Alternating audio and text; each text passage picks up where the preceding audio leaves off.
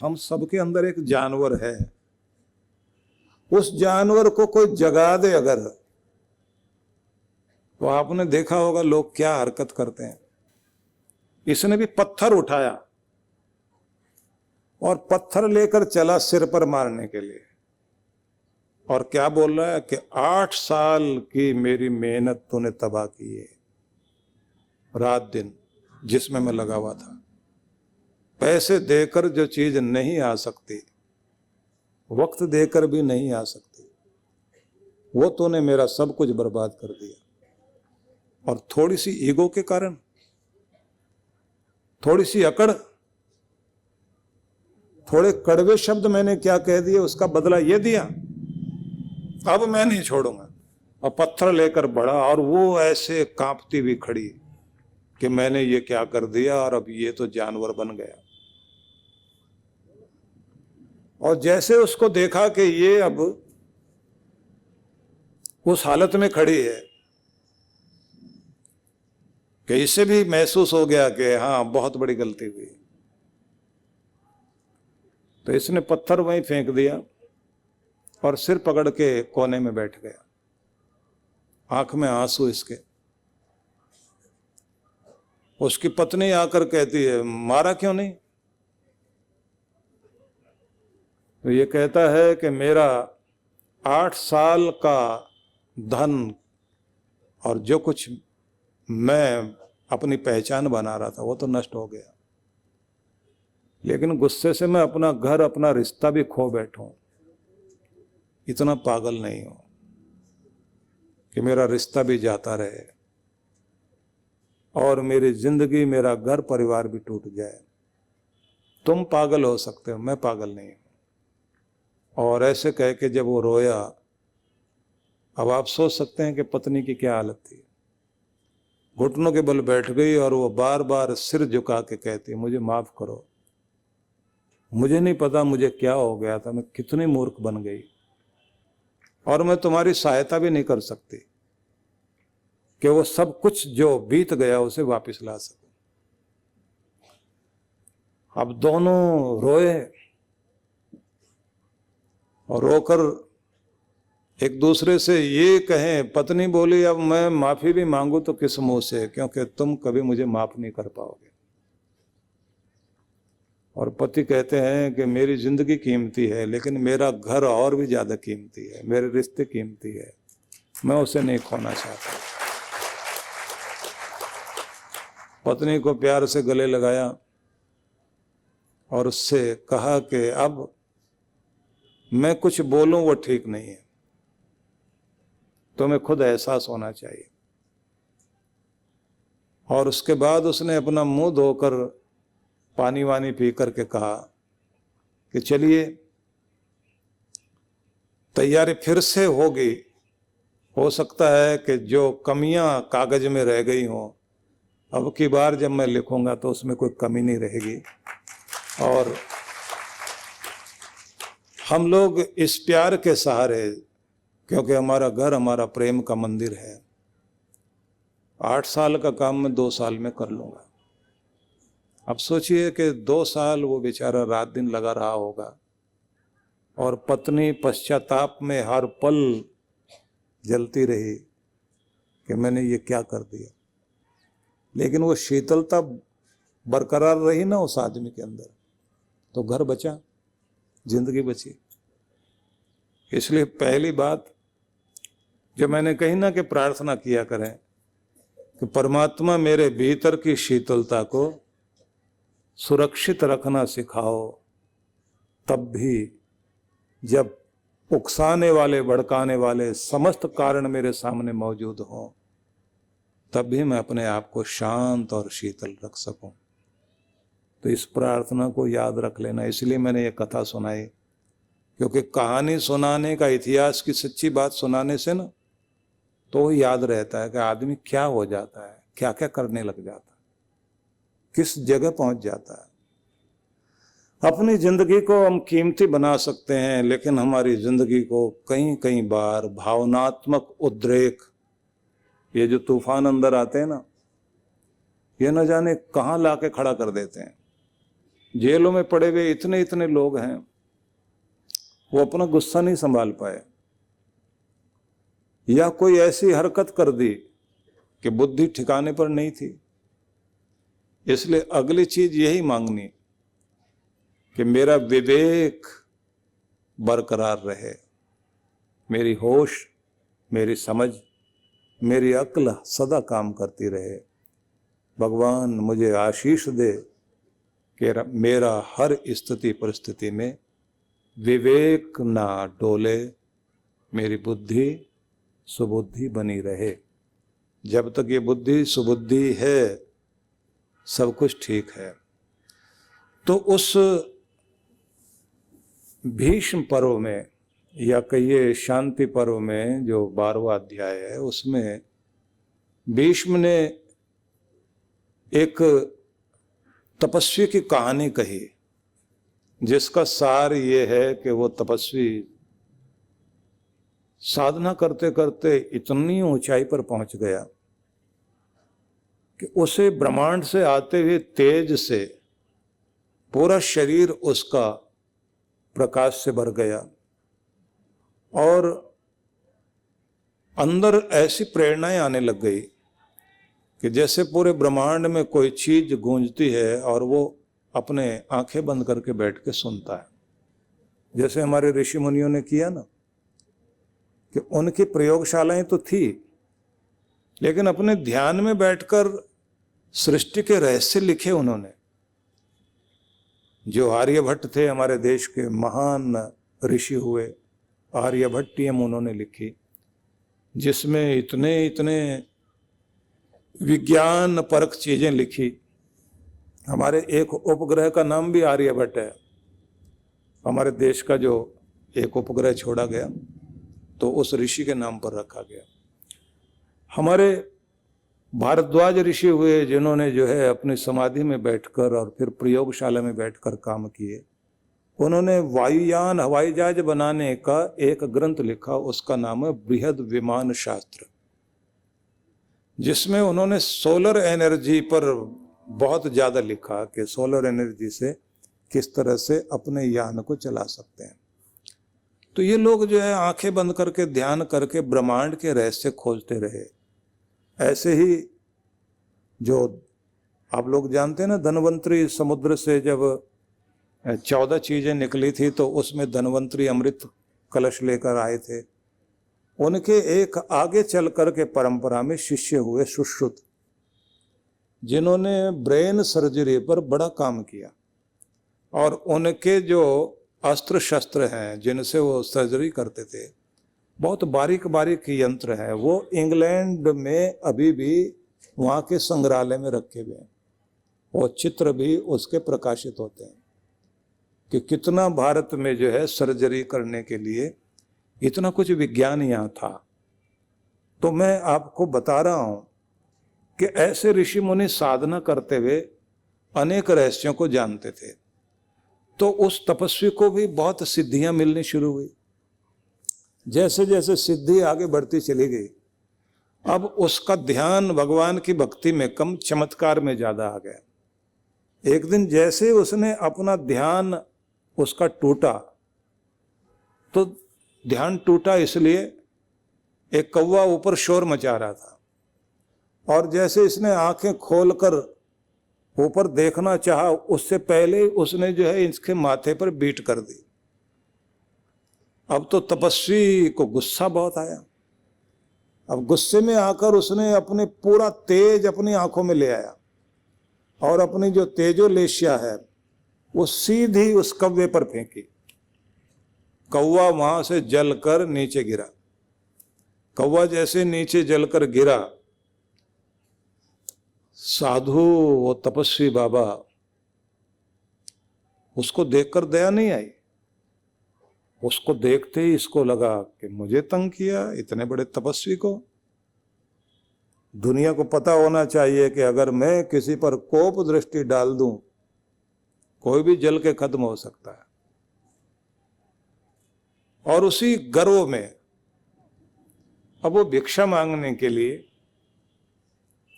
एक सामने ग्राम था, उसमें गया और एक दरवाजे पर जाकर भिक्षा मांगी।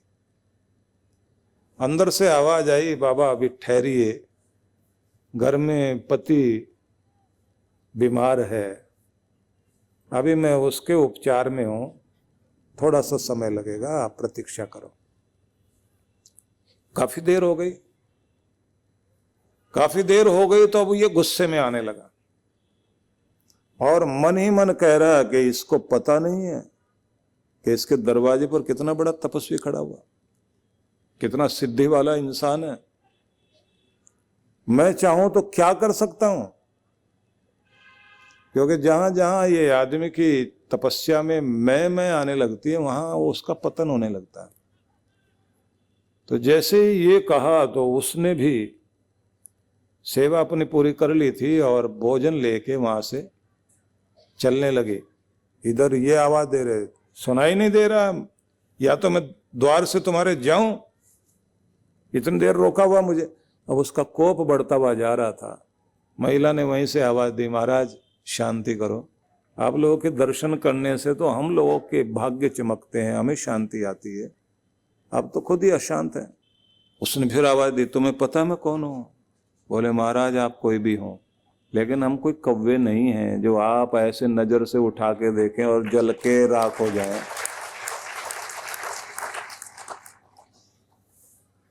अब तपस्वी बाबा वहीं से चिल्ला के पूछता है, तुम्हें किसने बताया? मैं तो अभी अभी तो कौवे को जला के आया हूं और ये घटना तो किसी ने देखी भी नहीं, तुम्हें कैसे मालूम? तब वो महिला कहती है कि सारी साधना हिमालय में बैठकर या जंगल में बैठ के नहीं होती, अपने घर परिवार का काम करते करते भी जो भजन और ध्यान किया करते हैं उनके अंदर भी शक्ति आती है। इस दुनिया में सतियां, साध्वी और ऋषिकाएं, तपस्विनी महिलाएं, उनकी प्रयोगशाला और उनकी ध्यानशाला, उनका मंदिर, उनका घर होता है। यहीं बैठकर हम भी साधना करते हैं, लेकिन उसके बाद भी हम लोग तरह तरह के और कृत्य भी करते हैं, क्योंकि महिलाओं के जिम्मे होता भी बहुत है।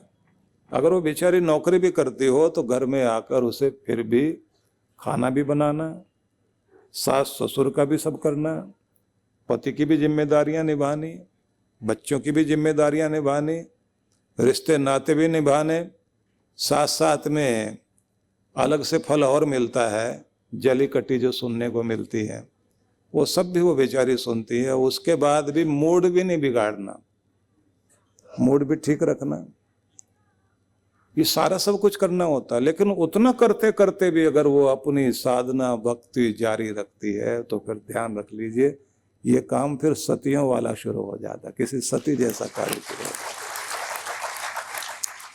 साधारण काम नहीं होता इनका, बहुत तरह का कार्य होता है, बहुत जिम्मेदारियां होती हैं और बहुत फ्लेक्सिबल भी होती हैं। मुड़ जाना, झुक जाना, मिल जाना, मिला लेना, ये सारे गुण अपनाने पड़ते हैं। तो उन्होंने कहा कि हम कौवे नहीं हैं जो महाराज आपकी दृष्टि से जलकर राख हो जाएं, और हमें जो कुछ मिला है वो अपने घर में ही बैठकर अपनी साधना और जो हम लोग कार्य करते हैं घर के, उसको अपनी पूजा बना करके करते हैं। तो हमारी पूजा, हमारी सेवा ही हमारी पूजा है, हमारे घर के कार्य। क्योंकि हम जब भोजन बनाते हैं तो वो हम कोशिश करते हैं कि भगवान को भोग लगाएं और सबको देकर उसे अमृत प्रसाद बना लें, इसलिए हमारा भोजन भी यज्ञ शेष होता है। आप हिमाचल में जाएं तो वहाँ पर जो है जो प्रसाद होता है गुरु लोग देते हैं तो उसको शेष बोलते हैं कि शेष दीजिए, वो अमृत प्रसाद ही होता है। तो निवेदन आपसे करना चाहता हूं कि जैसे उन्होंने ये कहा तो उसके बाद उस साधु बाबा को बहुत ज़्यादा प्रभाव पड़ा, और प्रभाव पड़ने के बाद उसने ये कहा कि मैं इतने समय से लगातार अपनी साधना कर रहा हूँ, लेकिन मेरी साधना में अभी भी गरूर आ गया है, अहंकार आ गया है, जबकि ये आना नहीं चाहिए। तो आप फिर मुझे ऐसा कुछ बताइए कि मैं कहीं जाकर अपना कल्याण कर सकूं। तब उन्होंने उनको कहा कि तुम अगर जानना चाहते हो तो एक काम करो कि मिथिला नगरी में चले जाओ और वहां पर एक शिकारी आदमी है, उससे जाके कोई शिक्षा ग्रहण करो। तो कथा बड़ी लंबी चौड़ी, उसका सार बता देता हूं आपको। वहां वो व्यक्ति जाता है और उसके बाद व्याद गीता शुरू होती है। व्याद जो है वो शिकारी, उसकी तरफ से गीता शुरू होती है, जिसका सार फिर यही आता है कि बाबा तुम जो साधना करने आए हो ना, लगता है घर में कोई फर्ज छोड़ के आ गए, कोई धर्म छोड़ के आ गए। तो पूछा कि कोई ऐसी चीज छोड़ी तुमने? बोले हाँ, मेरे घर में मेरे बूढ़े माता पिता हैं, मैं उनको छोड़ के आ गया हूँ और साधना करने आ गया हूँ।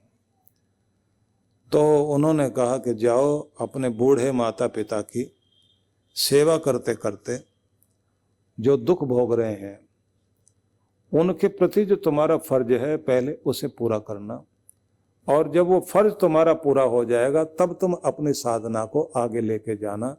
और जन्मों से जो तुम्हारे जीवन में ये भक्ति जागी है, इस भक्ति का चरम तब प्राप्त होगा जब तुम्हारा अधूरा कर्तव्य जो बाकी है उसे पूरा कर लोगे। और उसके बाद वो सन्यासी जाता है, जाके अपने घर में अपने माता पिता की सेवा करता, साधु होकर उनकी सेवा करता है और कहता है इस शरीर को दुनिया में लाने के लिए आप लोगों ने कार्य किया, अब मेरा फर्ज है कि मैं इस दुनिया का कोई भी कर्ज बाकी ना रखूं। इसलिए मैं एक शब्द बोला करता हूं कि 4 चीजें सबको ही याद रखनी चाहिए: अर्ज, मर्ज, कर्ज, फर्ज। अर्ज, मर्ज, कर्ज, फर्ज के हर आदमी को याद रखना है। शरीर में कोई मर्ज न रहे और सिर पर कोई कर्ज न रहे। अर्ज हर दिन करे प्रार्थना और फर्ज हर दिन निभाए। तो ये 4 शब्द याद हो गए तो पूरा सत्संग याद हो गया। तो उसके बाद जब उसने सेवा की, अपने माता पिता की, बूढ़े माता पिता की सेवा की और आशीर्वाद मिला, उस आशीर्वाद के बाद फिर उस तपस्वी की साधना सिद्ध हुई, जिसमें यह कहा गया कि यह धर्म का पालन जितना जितना इंसान अपना करता जाता है, यही है जो इंसान के पाप ताप को काटता है। तो इस रूप में ये बात जरूर ध्यान रख लीजिए कि हम सब के जीवन में बहुत सारी जिम्मेदारियां वो भी हैं जो हमारे घर में छूटी भी हैं। देखिए, जिस माता पिता ने पाल पोस कर यहाँ तक आपको पहुँचाया और कितने कितने कष्ट सहे होंगे। परम पूज्य श्री सुधांशु जी महाराज के पावन सानिध्य में विराट भक्ति सत्संग दिनांक 22 से 25 फरवरी 2024। कार्यक्रम की रूपरेखा: शुभारंभ 22 फरवरी 2024 सायं 4 से 6 बजे। 23 से 25 फरवरी प्रातः 9 से 11 बजे। 23 से 25 फरवरी सायं 4 से 6 बजे। विशेष कार्यक्रम: मंत्र दीक्षा 25 फरवरी प्रातः 11 बजे। स्थान: सेंट्रल पार्क, शास्त्री नगर, कानपुर, उत्तर प्रदेश। आयोजक: विश्व जागृति मिशन कानपुर मंडल। संपर्क सूत्र: आप सब परिवार सादर आमंत्रित हैं।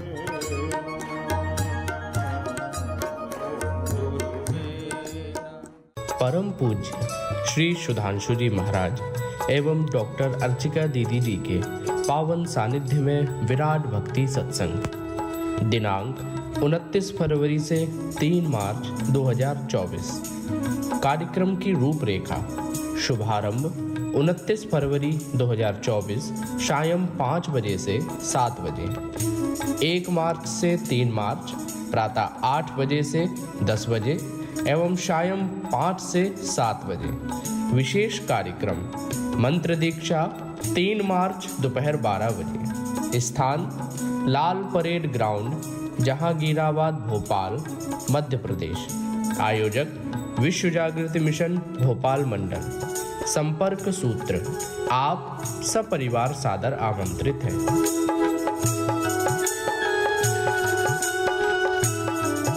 परम पूज्य सद्गुरुदेव श्री सुधांशु जी महाराज एवं डॉक्टर अर्चिका दीदी जी के पावन सानिध्य में शिव मंगल महोत्सव 8 से 10 मार्च 2024 दिल्ली स्थित आनंद धाम आश्रम में होने जा रहा है। महाशिवरात्रि पर भव्य एवं विशाल कार्यक्रम।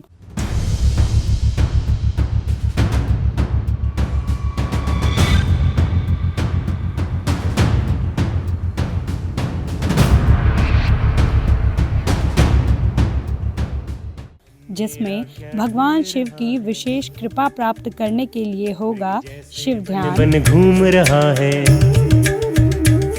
जो पार्थिव शिवलिंगों के साथ रुद्राभिषेक, महारुद्र यज्ञ एवं महाआरती। आप सभी इस कार्यक्रम में सादर आमंत्रित हैं। पंजीकरण एवं अधिक जानकारी के लिए संपर्क करें।